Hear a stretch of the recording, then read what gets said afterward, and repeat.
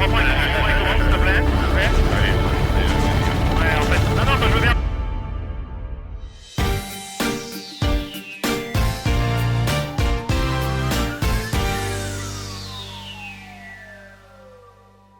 Bonjour, bienvenue sur Villebrequin. Vous êtes nombreux à nous avoir dit Ouais, Villebrequin, maintenant ils s'en battent les couilles. toujours plus, toujours n'importe quoi Là, sur leur c'était chaîne. mieux avant quand ils essayaient des 106 et tout ça. Puis les mecs s'en battent les couilles à un moment, ça serait pas mal qu'ils en aient quelque chose à foutre. Donc aujourd'hui, on va essayer un hélicoptère. Voilà.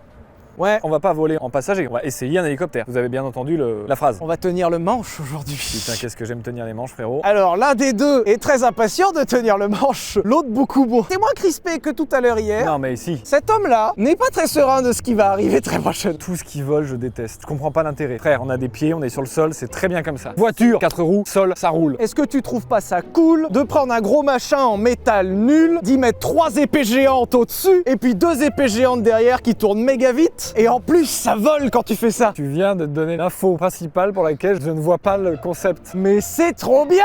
Vraiment, j'ai pas envie. D'ailleurs, ça se trouve, je le ferai pas. C'est pas parce que je suis malade dans les airs. C'est plus compliqué que ça. C'est que j'ai peur d'être malade dans les airs. C'est encore plus différent. Aujourd'hui nous sommes au Mans invités par la société Eliberté, c'est une compagnie aérienne. Ils font tout ce qui est vol touristique. Ah, tu peux faire les châteaux de la Loire et tout le Grand Ouest en fait. C'est Tu incroyable. peux même voler au-dessus du Mans qui est juste là-bas du coup. Et ça c'est Pierre de Eliberté. Salut, Et Pierre. Bonjour Pierre. Notre pilote est arrivé avec cet hélico pour venir nous faire piloter cet hélico. Bah parce qu'il faut quand même un instructeur. C'est-à-dire qu'effectivement on va peut-être pas partir à deux là tout de suite. C'est pas faute d'avoir demandé, j'aurais adoré, juste pour le style. Alors on a eu une putain de matinée entière d'explications. Mais alors je sais pas toi, mais à titre d'info, j'ai pas retenu grand chose. Ça vole. Nous voler. Dedans, en haut, grosse boîte en métal. Blou blou blou blou blou blou. C'était le PowerPoint, il me semble, le PDF. C'est ça. Donc nous avons aujourd'hui un hélicoptère de la marque Aérospatiale qui aujourd'hui appartient à Airbus Hélicoptère. Donc c'est une machine française, messieurs dames. Ah oui.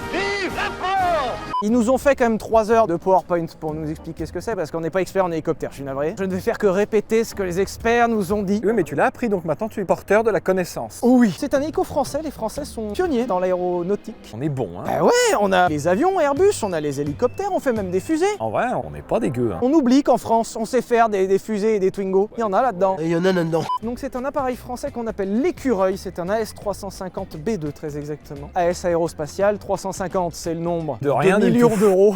Oui, environ qu'il a fallu pour le faire, et encore il a fallu bien plus que ça. Et B2 c'est le moteur puisqu'il existe en plusieurs catégories de motorisation qu'on vous montrera tout à l'heure. On va essayer de vous montrer comment ça marche dans les grandes lignes quand même parce que ça va être très chiant. Et puis surtout après on va aller voler avec le manche dans nos mains quoi. Les palonniers au pied, le pas Le pas. général. Bon alors l'hélico globalement comment ça marche? Là ça fait floup floup, là-bas ça fait floup floup à l'inverse pour pas que tu tournes. Sinon tu spin the wheel.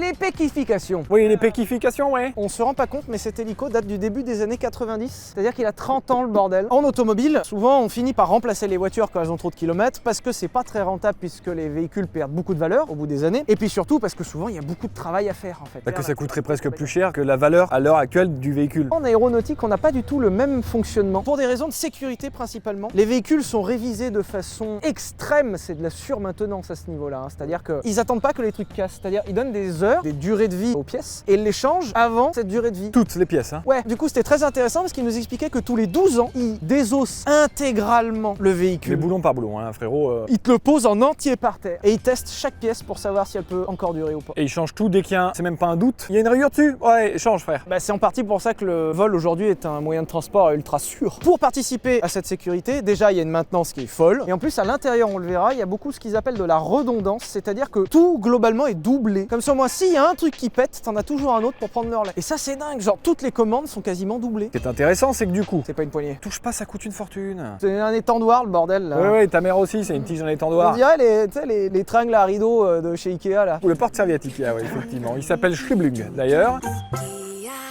En termes de spécification, donc c'est un hélicoptère polyvalent, c'est-à-dire qu'il existe des hélicos pour à peu près tous les usages. Il y en a qui sont plus faits pour transporter des gens, pour aller vite, pour consommer moins, pour être plus confortable. Il y en a qui sont plus faits pour transporter des charges, comme les hélicos militaires par exemple, qui sont énormes. Et celui-ci est typiquement les hélicoptères polyvalents, c'est-à-dire que c'est le genre d'hélicoptère qu'on prend pour tout faire. C'est aussi bon en transport de gens, c'est un bon compromis en confort si on a bien compris, et puis surtout c'est capable de soulever pas mal de charges. Cet hélico, alors malgré le fait que ça fasse 600 mètres, et malgré ses dimensions phénoménales, ça fait 1 tonne 2 le bordel. Ouais, parce que c'est que du vide en fait. Bah typiquement ici là, c'était très drôle, ça c'est un des coffres qu'on peut remplir. Voilà.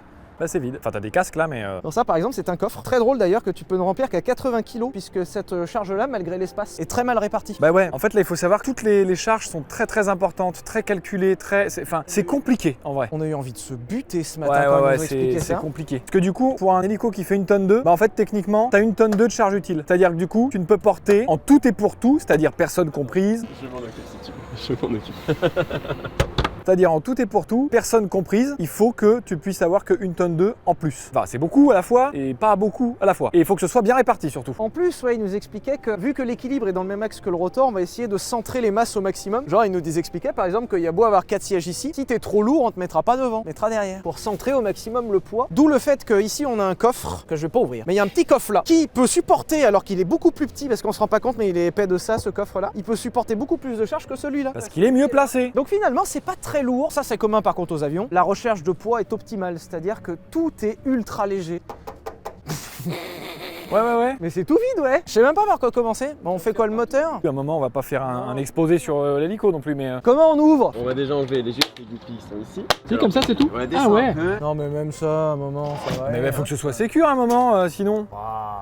Alors techniquement, la partie motorisation est ici. C'est ça qui crée la puissance. La turbine. Cet hélicoptère, du coup, est une turbine, effectivement. Donc ce n'est pas de la réaction. Alors ça, on s'est posé la question Alors, tout à l'heure. non. La réaction, c'est une poussée, c'est ça? Non, bah justement, c'est quand même à réaction. Ça Oui, s'appelle mais- un moteur à réaction. Non, comment il nous Si. a dit, Yannick? Il l'a répété 400 fois. Non, c'est une turbine Je Lima. vais chercher. J'ai une question maintenant, parce que je veux avoir raison. T'as bien répété 400 fois que c'était un moteur à réaction, que ça s'appelait quand même comme ça. Ouais, c'est ça. C'est bon, c'est la seule réponse Mais dont j'avais c'est besoin. pas un moteur Non, à mais réaction. prends-le dans ton cul. Ça te pousse C'est la pas. seule réponse que je voulais. Tu peux continuer maintenant. Alors du coup, ça fait pas pouce-pouce. Mais ça s'appelle Oh là quand même à réaction. Ta gueule. Donc tu niques bien ta mère. Merde. On pensait que ça soufflait pour pousser. Oui, bon bah en fait ça non. c'est un pot d'échappement. Alors du coup, en tant que moteur à réaction, sur les petits avions, les petits véhicules motorisés volants, on a quand même des moteurs à piston. Ça arrive et d'ailleurs, les anciens hélicoptères étaient motorisés par des moteurs en étoile. Puis les avions de la Les guerre et avions tout, aussi, avec tout les à hélices fait. devant. Les énormes, les Spitfire anglais. Complètement. Avec les énormes moteurs devant, avec les gros trucs là. Rolls-Royce.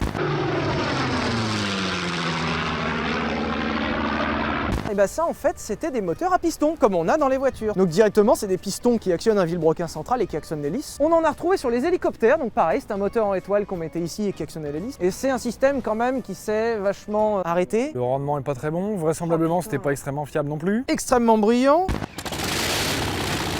Moins fiable qu'un moteur qui est quand même beaucoup plus simple ici, consommation phénoménale, et en plus c'était soumis à certaines forces. Tu as de l'huile à l'intérieur qui était censée lubrifier les pistons, sauf que ça bouge en fait, ça fait ça, c'est pas très adapté quand même dans l'absolu. Donc tous ces moteurs à étoiles ont disparu, on retrouve sur les hélicoptères modernes, aujourd'hui uniquement des moteurs, des turbines comme ça. Alors le concept est totalement différent, on va simplifier extrêmement, donc tous les fans d'aéronautique vous allez nous insulter, mettez-le en commentaire, ça fera du référencement. Mais pas vu, mais...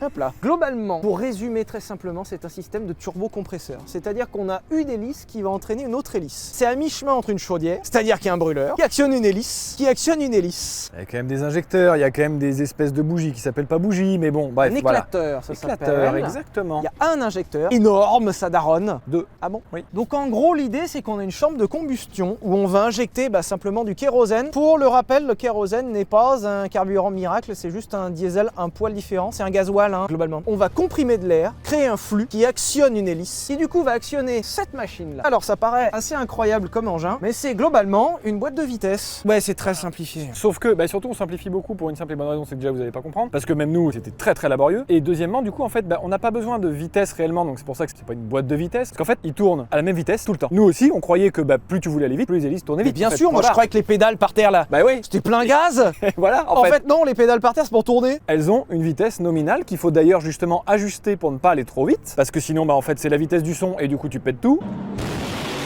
Voilà, c'est ce qu'on a compris dans la substance, hein, finalement. Vitesse du son, pété. Oui, mort. Donc en fait, à la base là-haut, 392 tours minute, c'est le max que tu peux prendre. Mais genre c'est fixe. Ça va pas plus vite d'habitude. Du coup, comment on varie la puissance? Parce qu'on peut quand même lui demander des puissances différentes. Par exemple, quand tu veux décoller, tu lui demandes plus de puissance oui, au moteur. bien sûr. Et du coup, ça va être compliqué à comprendre, je suis navré. Hein. Prenez un Doliprane. Là, déjà, c'est un essai Doliprane, c'est rare, hein, que les Ouais, essais c'est sur vrai, Doliprane. hein. Mais globalement, quand je vais vouloir m'évader du sol, quand je vais vouloir arracher la masse, je vais avoir besoin de plus de puissance. Mais pour autant, l'hélice ne peut pas tourner plus vite. Il faut qu'elle reste à 392 tours minute. Donc, on va gérer l'incidence des pales, on vous le montrera tout à l'heure, elles peuvent tourner comme ça. Ce qui fait qu'on va avoir plus de portance sur l'air. Et le moteur, en faisant ça, ça va du coup freiner les pales. Et c'est en ça que le moteur ne va pas aller plus vite. Puisque simplement, le moteur va compenser le frein des pales. Donc techniquement, ça devrait baisser en termes de rotation. Mais en fait, on va compenser, on va demander plus de jus. Et donc, on va rester toujours à En fait, 392. il transforme la puissance en couple en fait, dans l'absolu. Ah, voilà, enfin, convertisseur finalement, voilà. Inversement, si tu descends, tu demandes moins de puissance, les pales vont se mettre à tourner plus vite et ça va agir comme un frein pour que ça reste 392 tours à la minute. Alors du coup,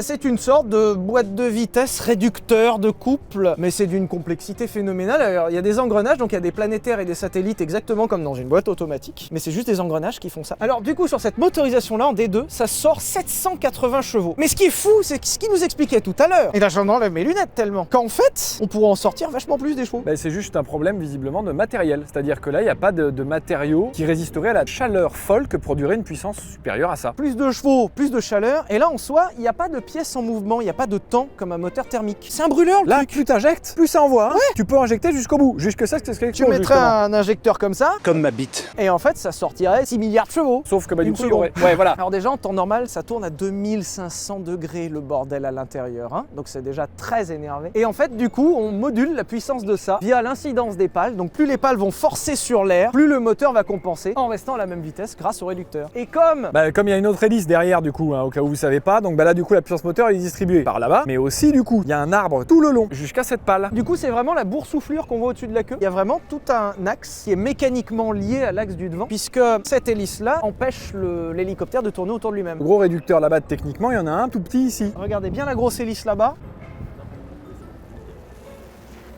C'est ouf, hein? C'est relié. Et comme vous vous en rendez compte, je tourne beaucoup plus vite ici que là-bas. Parce que cette hélice là tourne beaucoup moins vite, donc 392 tours minute mes couilles, et celle-là Ça, c'est tourne 4 fois plus. à 1200. Et en fait, ça bouge pas du tout, c'est fixe. C'est juste l'hélice qui fait ça. C'est-à-dire que ça tourne et en plus ça fait ça, c'est phénoménal. Donc cette hélice fait ça, et cette hélice là-haut, ça par contre je vais pouvoir le faire. Ça aussi là-haut, ça tourne de partout, hein. Ah si, c'est bon. Là, ça va ou pas là? Ouais, vas-y. Là, je suis vraiment en train de tripoter un manche.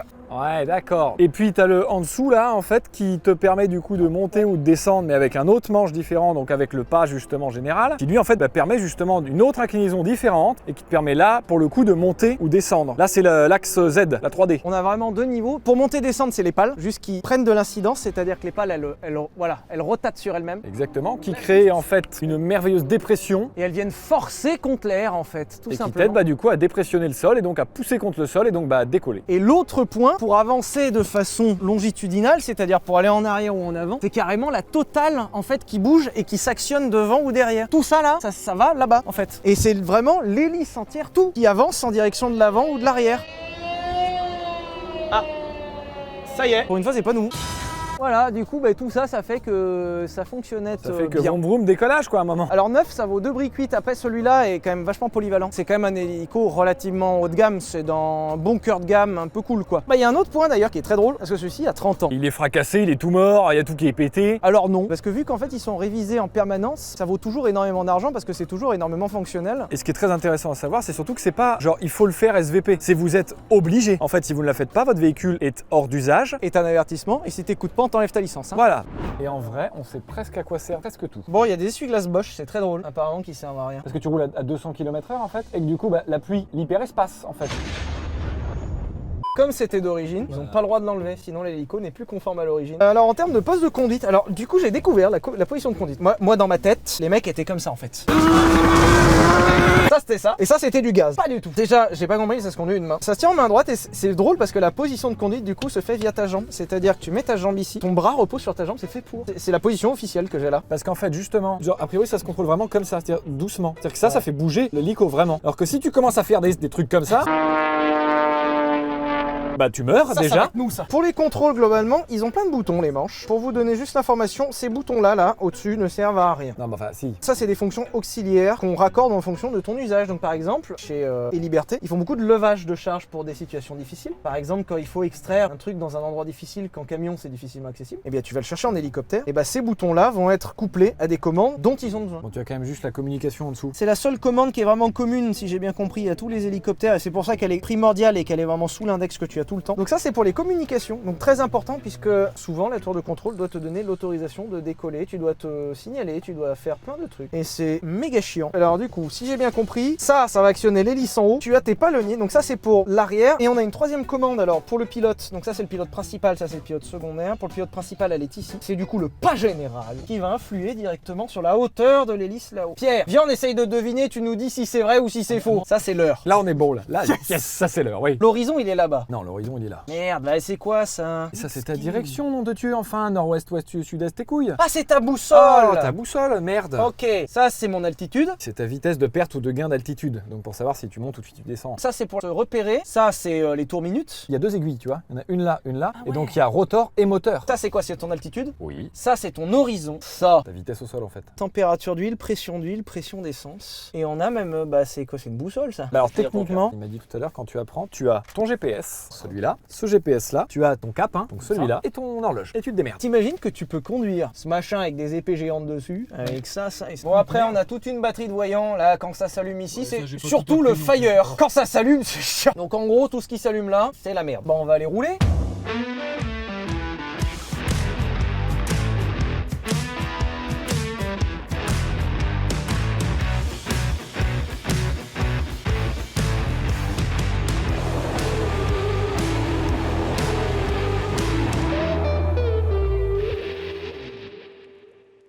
Bon courage Je sais pas pourquoi je fais ça, d'accord? Vraiment, je m'impose des trucs dans la vie. pour Là, les vraiment, abonnés, Pierre. Bah en vrai, je mérite une pipe de chaque abonné là. 1,4 million, on commence demain. Parce que là, vraiment, regarde, je suis même pas foutu de mettre ma ceinture. Est-ce qu'on reprécise qu'à chaque fois qu'on touche un truc, on le pète? Pas là tout de suite. Ciao, bon vol.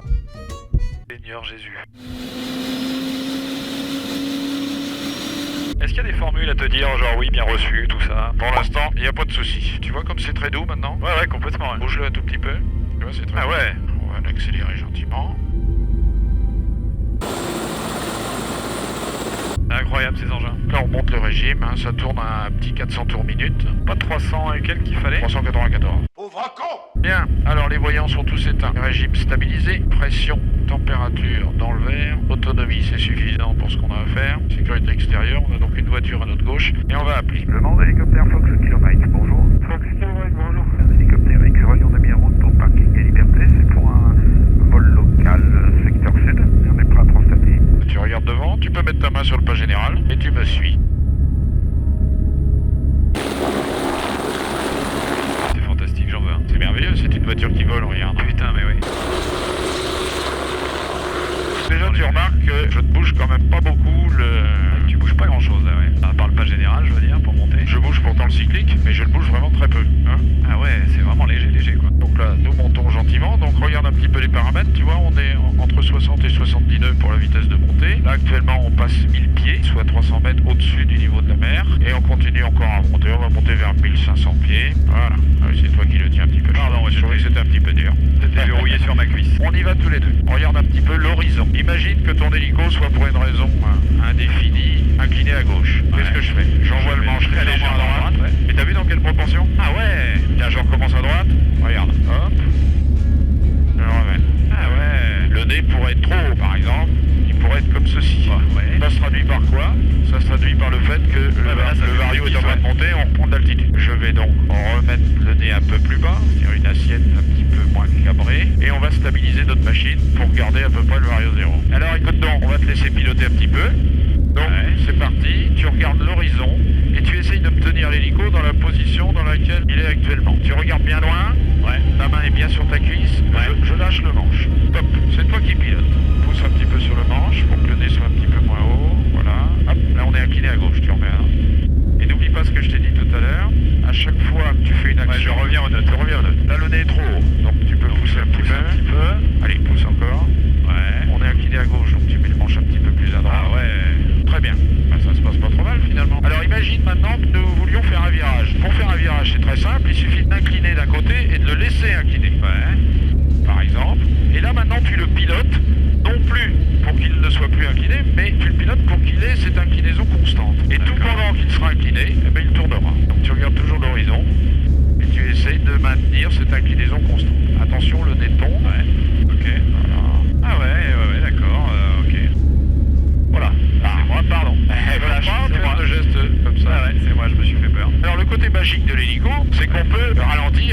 s'arrêter. Regarde, on va réduire la vitesse, tu vois la vitesse? C'est l'indicateur qui est complètement à droite là. Ouais. Ah ouais. 42, et on va gentiment s'arrêter.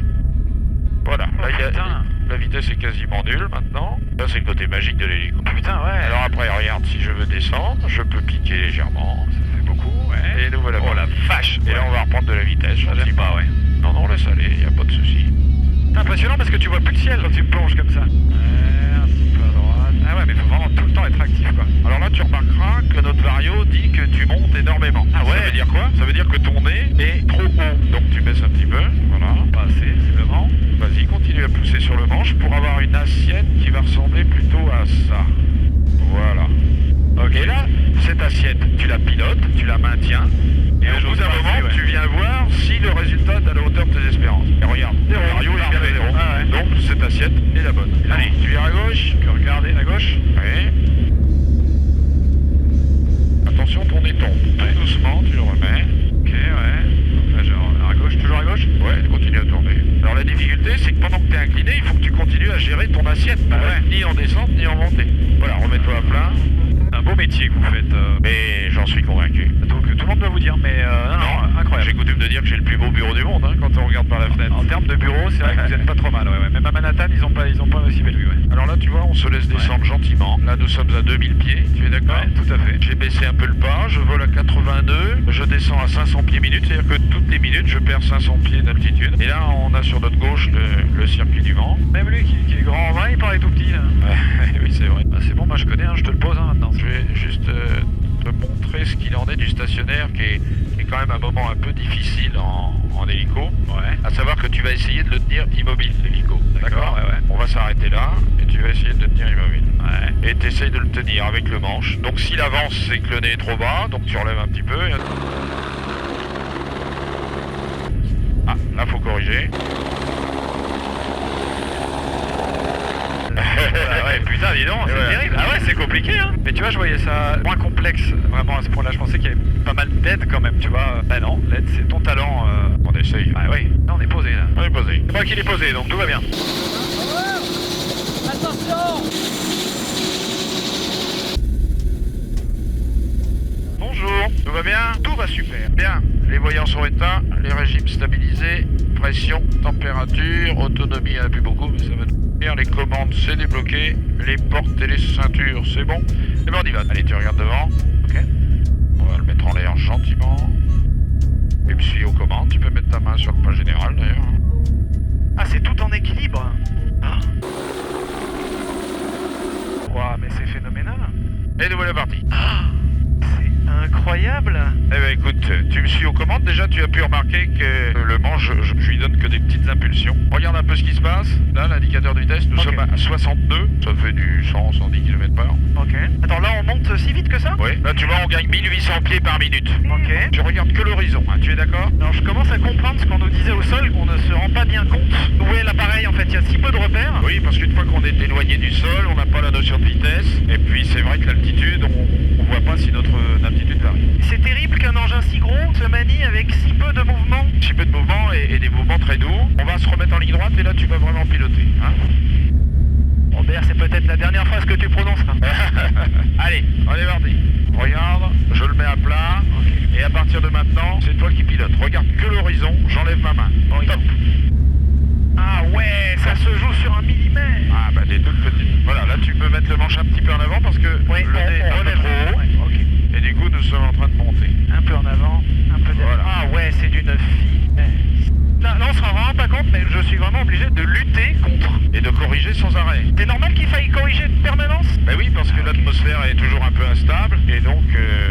Mais attends, mais ça demande une concentration phénoménale au départ, et puis ensuite c'est comme la conduite d'une automobile, hein. On fonctionne par réflexe. D'ailleurs le rôle d'un instructeur, c'est d'apprendre à faire les bons gestes et que ces gestes deviennent des réflexes. Alors regarde un petit peu les instruments, là nous volons à 120 nœuds, c'est-à-dire 220 km/h, nous sommes à 2500 pieds, mais nous sommes en descente. Pourquoi? Parce que ton nez est sans doute un peu trop bas. Donc tu positionnes ton nez un petit peu plus haut, voilà, comme ceci, et tu essayes de le maintenir dans cette position. Et tu verras qu'au bout de quelques secondes...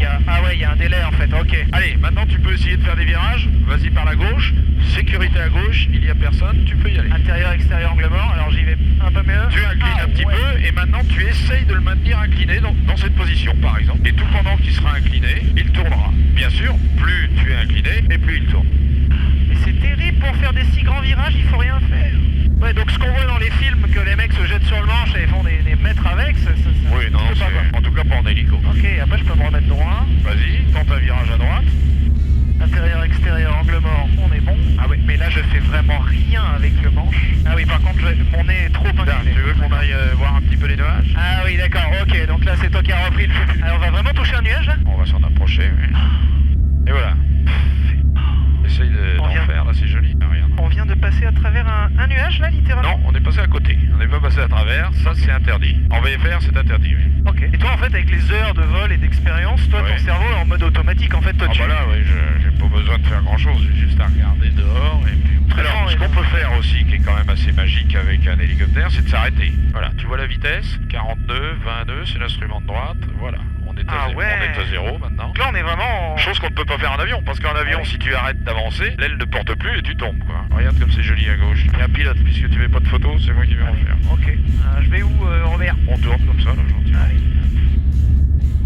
Alors maintenant, on va descendre tout de même, parce qu'on est là, mais il faut Ah pas non, moi j'adore ça. On est à 5500 pieds. Ah c'est incroyable. Ah et l'aéroport est juste là, d'accord. Eh ben oui, donc voilà. Ok, pour les repères, c'est vrai que c'est vite perdant, ouais. Allez, on descend gentiment. Donc là, on se pose un peu comme un avion, si je puis dire.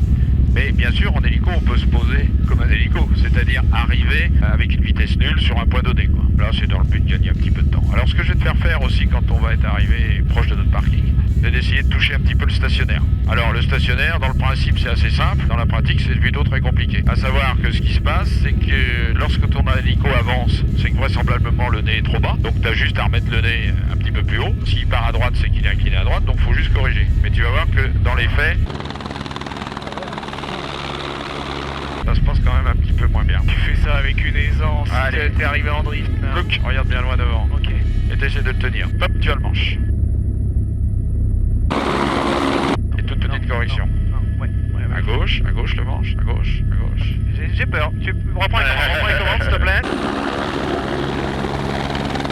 S'il te plaît. Allez, on va l'emmener à la voiture. Alors, Et effectivement, c'est le truc du débutant. Tu corriges et c'est nul. Ouais, il y a un peu de maîtrise par ici. Il y a quand même un petit peu d'heure de vol, quoi. Mais Voilà. on s'est posé là? Eh ben oui. J'ai rien senti. Robert, merci infiniment. Bon, à tout à l'heure. C'était exceptionnel. Alors, c'est d'abord cette tête qu'il faut là. En vrai, c'était très cool. Alors j'ai peur quand même. J'ai pas encore l'habitude, genre dès que tu descendais trop ou quoi, tu sais, ça va vite dans ma tête, c'est beaucoup. Mais c'était une expérience trop cool. Ouais. J'en veux un quoi, en fait, si tu veux. Cagnotte. Cagnotte évidemment. Ah bah moi c'était trop bien, il m'en faut un aussi. Cagnotte. Merci à E-Liberté qui nous permet de faire ça et qui nous a régalé aujourd'hui au-dessus du Mans, c'était incroyable. En plus c'était les voitures joli, qui hein. roulent. Ouais, non, mais ça s'entend et tout. Là, c'était cool. Hein. Moralité, ça se conduit plus finement qu'une bagnole. Je suis bien content d'avoir essayé un hélicoptère. Ouais, écoutez, si vous voulez l'essayer, pas en pilote, hein, calmez-vous quand même. Bah en vrai, Liberté est là. Hein. N'hésitez pas à aller sur leur site, le lien est en description. Ça fait longtemps qu'on n'a pas pété d'Insta. S'ils ont un Insta, n'hésitez pas à le péter, c'est drôle. Et puis merci de nous avoir regardés. Pensez à vous abonner à la chaîne YouTube, c'est très important. Et Instagram aussi, merci. Notre Instagram, on vous embrasse et à bientôt. A plus dans le bus, à bientôt dans l'hélico. Oh putain de merde. Wouh.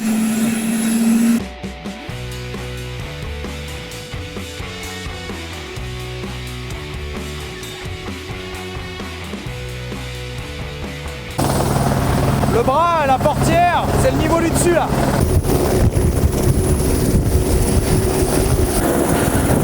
Ciao dans l'hélico.